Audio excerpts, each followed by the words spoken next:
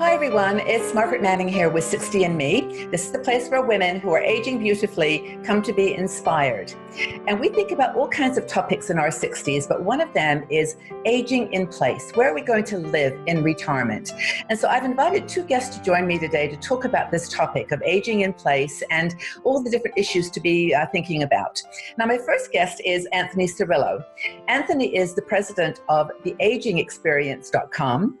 And he is the creator of the Caregiver Smile Summit, which is a virtual video-based on-demand program where he interviews a number of experts. And he's done this several times already, and there's a new one coming up in later in the year.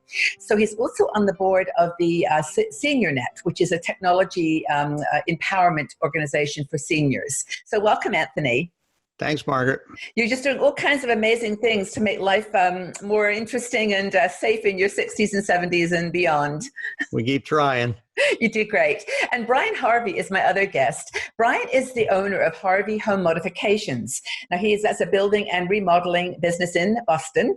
He is a certified aging in place specialist, a remodeler. And this is a program that was designed by the National Association of Home Builders to help people when they're thinking about doing home modifications in order to age in place. So welcome, Brian. Thanks for having me, Margaret.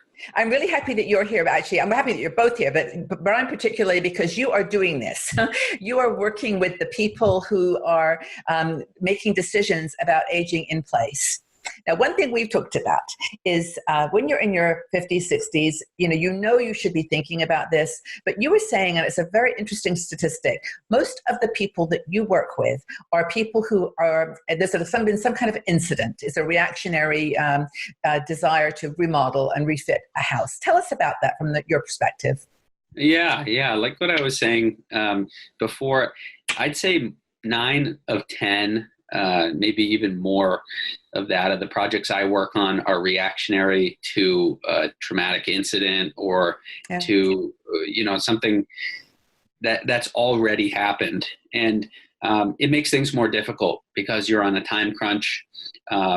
Things tend to get piecemealed together sometimes. If a family's rushing through something, they can't really work with an architect and make things as beautiful as they want to.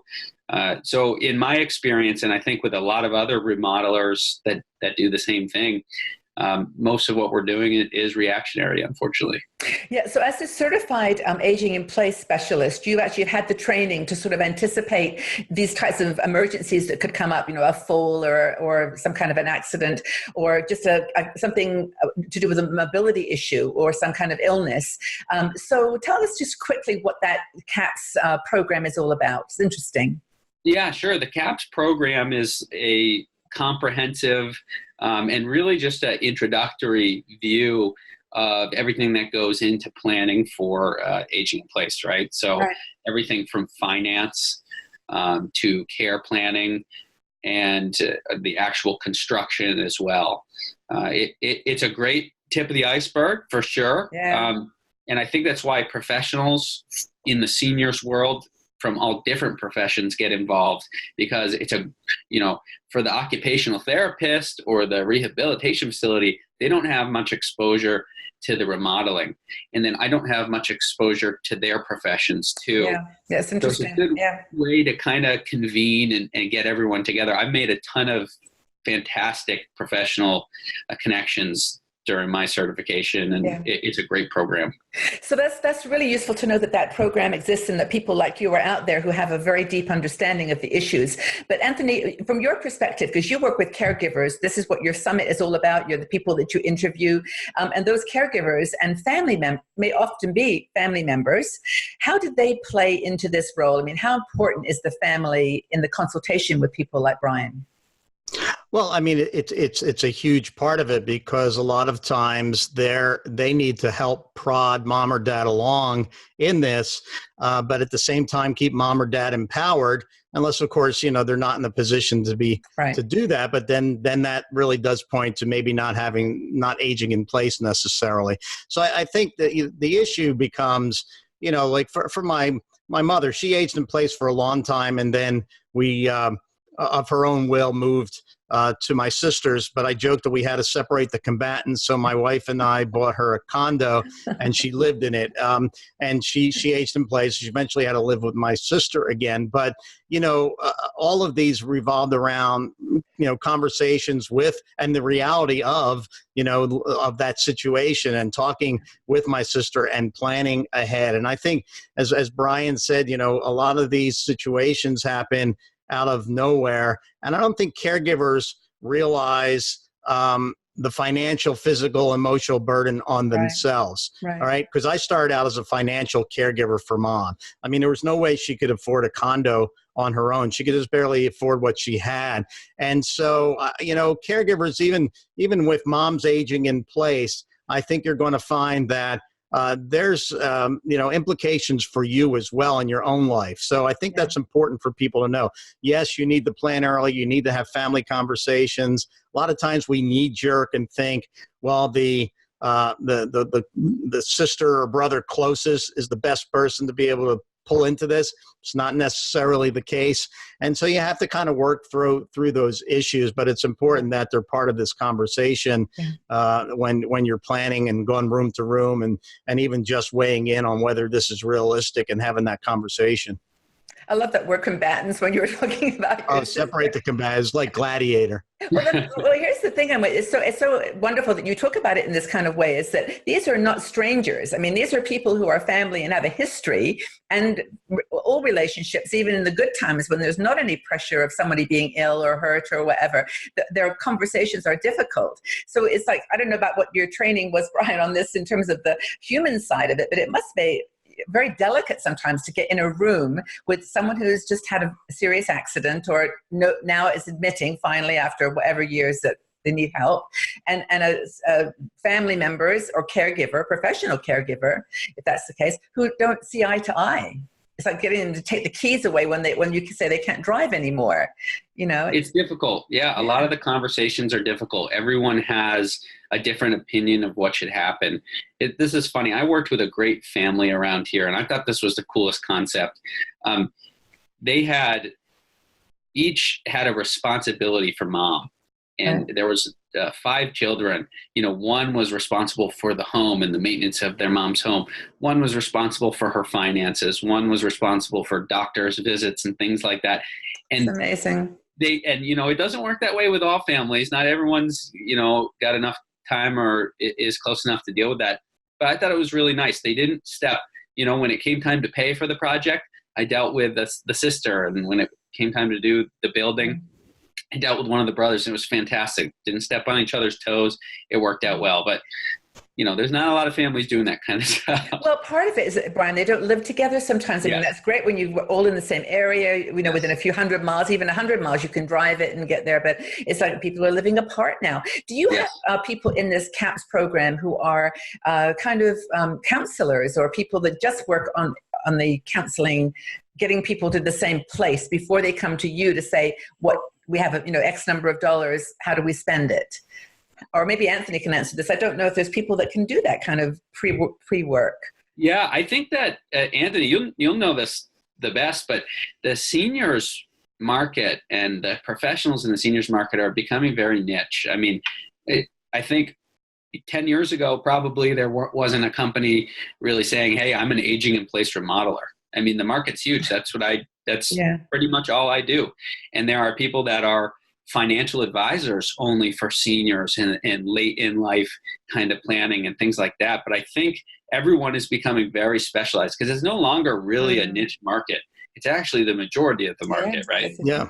I mean, there's geriatric care managers that didn't exist before. There's patient advocates that didn't exist before. There's senior move managers that didn't exist before. So it's kind of interesting. There is a whole crop of professions that are, surrounding, this aging and aging in place. The one thing I would also add is that, for when there is no family, what do you do then? And that's, that's where it's important to understand certain concepts that even like Carol Marrock talks about, like the naturally occurring retirement communities, where the services start springing up around where the seniors are naturally congregating and living. So, Carol, in her instance, made a conscious decision to move from a rural area to an urban area, to go to a condo, to just to, start preparing. And obviously the supports were closer to her. There's also technology tools like e-care diary and lots of helping hands where you can put a community of people. My mother was in Florida. My sister wound up predeceasing her. And when in the time my sister was diagnosed with cancer and the time she passed was only a month, but I was a long distance caregiver. Wow. And I used tools like lots of helping hands to form a community of people around her who could, I would say, okay, here's mom's schedule this week, the don't miss the hairdresser, of course, but the doctor's appointment, the podiatrist, the this or that, and the community just sprung together. Yeah. So I think in the absence of family, in the absence of some of these professions, I think, the aging is a community issue. Dementia is a societal issue. These are not just medical issues or, home issues.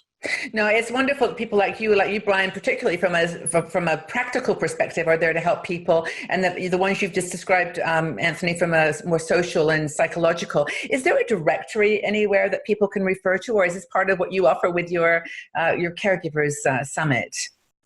A directory in what respect? Well, say that you had somebody that wanted to age in place. They've got a parent or someone that wants to age in place, and they live a distance away. They live, in another country, or they live in another city, and they want to know what are their options for someone to go visit, or someone to talk to them on the phone, or do like a list of the technology things we talked about in terms of pendants and alerts and that sort of thing.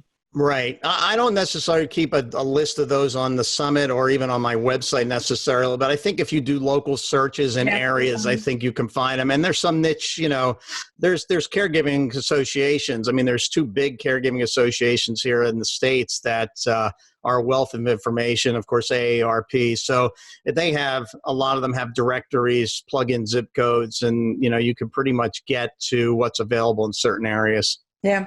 So this has been super helpful. Brian, I don't suppose you have to do a lot of advertising, because I know that you're probably super busy because of the work you do, but your website is harveyhomemods.com. And as you said, 90%+ of your business is around aging in place opportunities. So and I would say people are watching this. If you've got any questions for Brian or for Anthony, put them in the section below, because we'll gather up all the questions that you have. We can't possibly cover everything in 20-minute chat. And we'll do a follow-up on this, because I personally have found this super interesting. And so thank you so much for that, Brian. I really, truly appreciate it. And Anthony, you've got this Caregiver Smile Summit, which I must be honest, I've not watched it myself, but I know the guests you've had interviewed with. So tell us how it started and what you've got, what's already been created and what's coming. Sure. So I sort of took a playbook out of what was happening in other industries about how to present information and content. So I kind of borrowed the technology idea, but the idea is to do pre-recorded interviews that are on demand, that people could watch at their leisure. So we started the first year, we had 53 experts. We're in our 3rd summit, and by the time this summit is over, we'll have probably 130 videos online. And essentially, we've categorized them. The first year I didn't categorize it this way, but the second and third. So I've categorized it by life stage. So we start with becoming a caregiver. It's like, oh, I'm a caregiver. What do I do? Yeah. So I have, people talking about mindset, and there's, some meditation, and there's this and that. So, and then it goes through, aging in place is a topic, senior care and options, legal and financial, and we go all the way through to after the caregiving, end of life, and after the caregiving is over. Yeah. So, we really try to do the life stages. The first 2 summits are already online. If somebody registers, they're going to immediately be able to access the videos. The 3rd summit, we try to make the videos go live, even though they're recorded already, and people can register. The 3rd summit on November 1st, National Caregivers Month here in the U.S., it'll go live. And by the way, those videos are licensed to a partner company of mine called Global Institutional Solutions that has a full caregiver program that goes beyond the videos, Okay. and we're actually Okay. serving 5 million people. Wow. Well, what this has highlighted, this conversation, and we don't do this kind of chat very often on 60andMe. We should do it more often because it's a topic that people really are caring about. And we talked about things as abstract as house sharing and co-living. And it's not just black and white anymore because we're aging and there are more people aging, and the complexity of where and how you live. And like as Brian has highlighted several times, it doesn't always go the way you plan it. You know, you may just suddenly find yourself in a situation where you are a caregiver or where you are being cared for. Almost never does. Yeah. Well, it's wonderful to have you both here. Thank you so much. And I will put up the website so people can go further. And yeah, I'm very, very grateful to have spoken with you both. Thank you. If you enjoyed this video, please consider supporting me on Patreon. Our Patreon supporters help us to make a bigger difference in the lives of women over 60 all around the world. They get exclusive videos, live video shows, discounts, and much more. So please look for the link on this page. It is somewhere down here, up there. And join our tribe of women in our 60andMe community who are actually making a big difference in the world, challenging aging stereotypes. So thank you so much for your support.